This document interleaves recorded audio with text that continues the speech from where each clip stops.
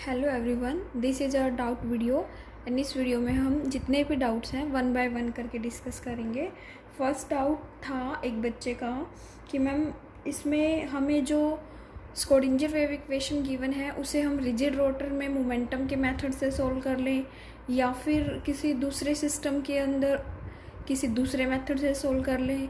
तो इसके लिए आपका आंसर ये है कि आप कोई भी सिस्टम उठाते हो, जैसे रिजिड रोटर है, हाइड्रोजन एटम है या फिर स्फेरिकल हार्मोनिक्स है, कोई भी टॉपिक है, वो टॉपिक आपको ऐसे कवर करना है कि उसमें आप स्क्रोडिंगर वेव इक्वेशन को यूज़ करके उसकी एनर्जी निकालो।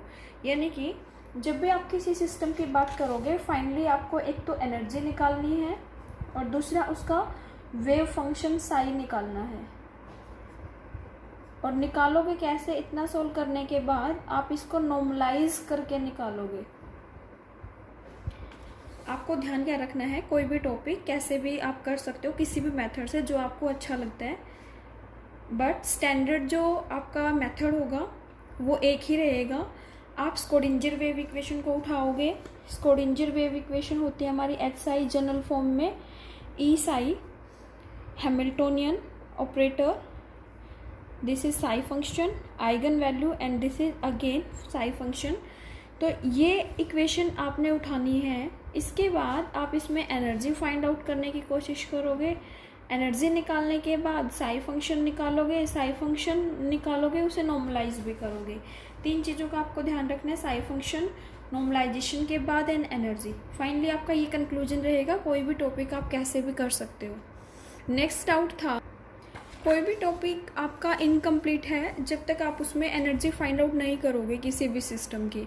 तो फर्स्टली आपको ध्यान रखना है कि आप जो भी सिस्टम उठाते हो उसकी एनर्जी निकल जाए, तब आपका कंप्लीट होगा। आपको हमारा मेन एम होता है एनर्जी निकालना using Schrödinger wave equation. Next out हमारा रिजिड रोटेटर से है। जब हम सेपरेट करते हैं वेरिएबल्स को और वैल्यू सब्स्टिट्यूट करते हैं, वहाँ से एक डाउट है। देखिए, जब हम मेथड सेपरेट करेंगे वेरिएबल्स को, सेपरेट कैसे करना है हमें, यहाँ पे हम रिजिड रोटर के केस में दो एटम्स के बीच के डिस्टेंस को हमने r कंसिडर किया था। कोई भी दो एटम है M1 एंड M2, इनके बीच का डिस्टेंस r है। ये डिस्टेंस फिक्स रहता है। इस डिस्टेंस के फिक्स रहने से जो साई फंक्शन हमारा r, थीटा एंड फाई के टर्म में होता है, हम r वाले टर्म को ऑलरेडी ज़ीरो कर चुके हैं। अब हमारे पास theta and phi terms remaining है। इन दोनों को हमें सेपरेट करना है। इन्हें सेपरेट करने के लिए हम क्या करेंगे, साई फंक्शन को थीटा एंड फाई के टर्म में सब्स्टिट्यूट करेंगे। यहाँ थीटा को हमने कैपिटल थीटा एंड फाई को हमने कैपिटल फाई कंसिडर किया। जहाँ पे जैसे भी हमारी इक्वेशन बनी थी वहाँ हम सब्स्टिट्यूट कर देंगे। साई को हमने लिया in terms of theta and phi, capital theta that is function of small theta and capital phi that is function of small phi. यहाँ हमने साई को थीटा एंड फाई माना। और ये जो हमारी इक्वेशन फोर्थ थी, यहाँ जितने भी साई हमें विजिबल है 1, 2 and 3, and this equation is only in terms of theta and phi. Theta है, फाई है और ये सिंपल टर्म है। अब हम साई को क्या करेंगे, थीटा एंड फाई सब्स्टिट्यूट कर देंगे। ये जो हमारा फर्स्ट जो जहाँ पे साई फंक्शन यूज हुआ है वो थीटा के विद रिस्पेक्ट टू डिफ्रेंशिएटेड है, तो हम क्या करेंगे, थीटा वाला फंक्शन ले लेंगे, फाई फंक्शन को बाहर रखेंगे। नेक्स्ट में देखिए, फाई फंक्शन है तो हम फाई को अंदर लेंगे, थीटा को बाहर रखेंगे।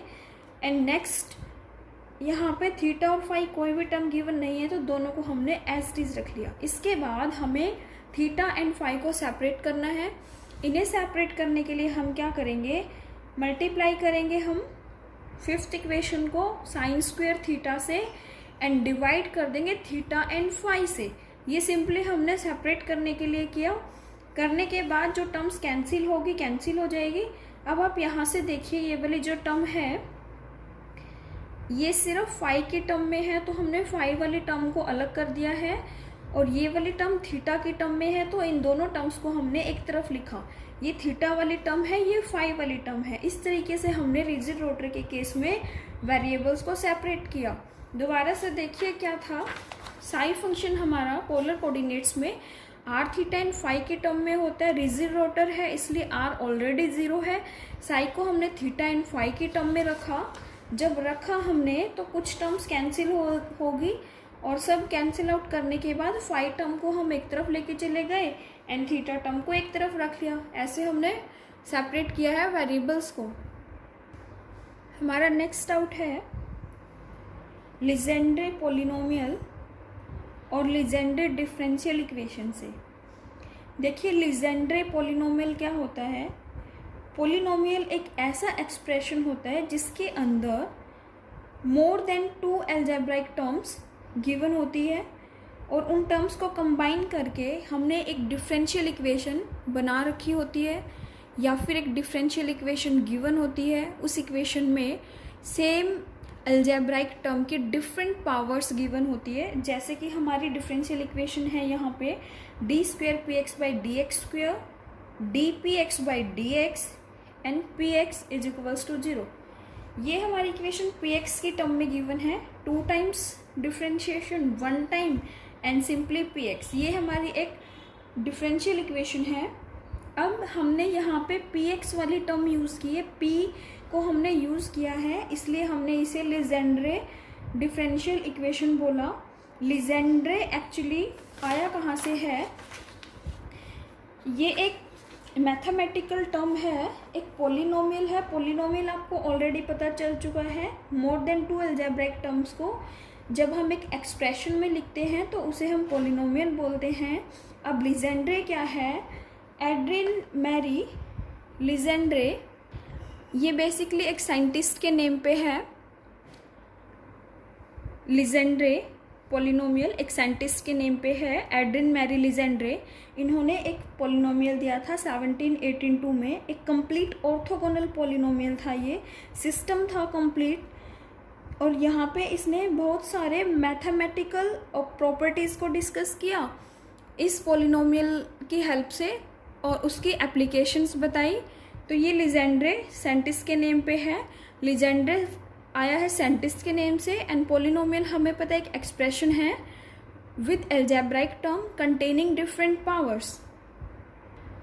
हमारा नेक्स्ट डाउट भी यही से है, रिजिड रोटर से। Legendre polynomial I think clear हुआ। लीजेंड्रे डिफरेंशियल इक्वेशन आपको पता चली। एक्चुअली जो लीजेंड्रे डिफरेंशियल इक्वेशन है वो हम पी के टर्म में लिखी होती है, यानी कि हमने जो पॉलिनोमियल है लीजेंड्रे पॉलिनोमियल इसे हमने पी के टर्म में लिखा होता है। पी की हेल्प से इसे रिप्रेजेंट करते हैं हम। एक्चुअली ये थीटा की टर्म में होता है बट इसे सोल्व करने के लिए हमने इसे एक्स के साथ लिखा होता है, एक्स का फंक्शन मान के। अब ये जो डाउट है आपका कि कैसे क्या चीज़ आपने यहाँ सब्स्टिट्यूट की, देखिए हमने यहाँ एक्स को कोस थीटा कंसिडर किया बिकॉज हमारा पॉलिनोमियल होता है Legendre polynomial P L cos theta. ये हमारा लीजेंड्रे पॉलिनोमियल है पी एल कोस थीटा।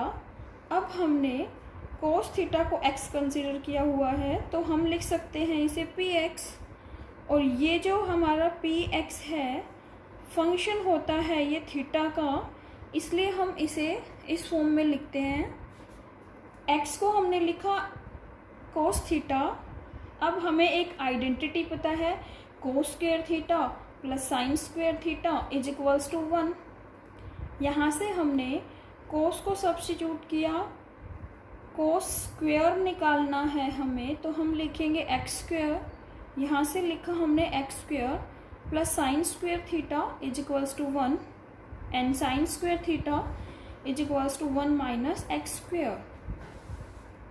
अब हम जहाँ पे कोस थीटा गिवन है वहाँ पे एक्स लिख देंगे और जहाँ पे साइन थीटा गिवन है वहाँ पे 1 माइनस एक्स स्क्वायर सब्स्टिट्यूट कर देंगे।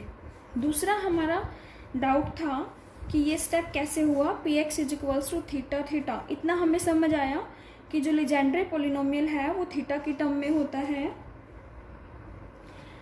लीजेंड्रे पॉलिनोमियल थीटा की टर्म में होता है, इसलिए सॉल्व करने के लिए, इसको शॉर्ट करने के लिए हमने सिर्फ एक्स से इसे रिप्लेस किया है ताकि ये इजीली हमारा सोल हो सके। अब देखिए नेक्स्ट हमें क्या करना है, नेक्स्ट डाउट है हमारा p x is equals to capital theta in terms of small theta. हमें डिफ्रेंशिएट करना है थीटा को विद रिस्पेक्ट टू थीटा। हम क्या करेंगे, पी एक्स बाय में डी थीटा कर सकते हैं। थीटा को डिफ्रेंशिएट करेंगे, ये कैपिटल थीटा है, इसे डी थीटा के विद रिस्पेक्ट टू डिफ्रेंशिएट किया। अब हम ये जो हमारा फंक्शन है ये एक्चुअली थीटा की फॉर्म में है, बट हम इसे एक्स की टर्म में कंसिडर करके चलते हैं, तो हमें इसे डिफ्रेंशिएट करना होगा विद रिस्पेक्ट टू एक्स। इसलिए हमने इसे dx से मल्टीप्लाई किया, dx से डिवाइड किया। दैट मीन्स हम पोलिनोमियल को एक बार x के विद रिस्पेक्ट टू डिफ्रेंशिएट करते हैं, फिर x को विद रिस्पेक्ट टू थीटा। यहाँ से हमने लिखा d theta by d theta. इतनी बात क्लियर है। अब देखिए कुछ वैल्यू हमें सब्स्टिट्यूट करनी है यहाँ से। x is equals to cos theta, x को हम थीटा के विद रिस्पेक्ट टू डिफ्रेंशिएट करेंगे, तो यहाँ से हमारी कौन सी टर्म आएगी, x को हमने डिफ्रेंशिएट किया dx ओवर d थीटा, ये बनेगा माइनस ऑफ साइन थीटा। अब dx बाई डी थीटा की वैल्यू हमने यहाँ से निकाली डिफ्रेंशिएट करके, ये वैल्यू हम सब्स्टिट्यूट करेंगे, minus sine theta P x over D x, that is D theta over D theta. ये वैल्यू हमने इक्वेशन में सब्स्टिट्यूट कर देनी है और इसके बाद हम इसे सोल्व कर लेंगे।